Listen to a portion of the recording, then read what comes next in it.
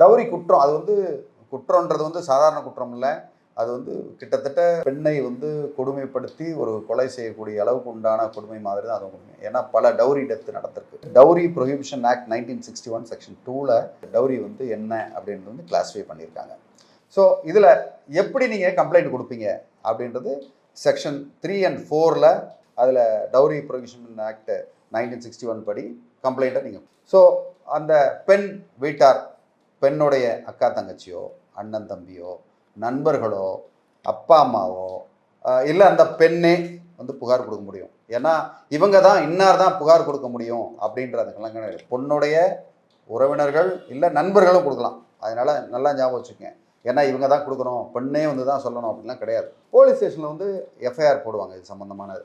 இது வந்து செக்ஷன் 7 படி பார்த்தீங்கன்னா இது வந்து காக்னிசபிள் அஃபென்ஸு அண்ட் நான் பெயிலபிள். நீங்கள் வந்து அதுக்கு பெயிலெலாம் வந்து கிடையாது. போலீஸ் ஸ்டேஷனில் இவர் நான் வந்து இதை நிரூபிச்சுட்டு இது பண்ணிக்கலாம் அப்படின்லாம் வந்து அவர் பண்ண முடியாது. நேரடியாக போலீஸ் ஸ்டேஷன்லேயே ஒரு கம்ப்ளைண்ட்டை கொடுக்க முடியும். ஓகே.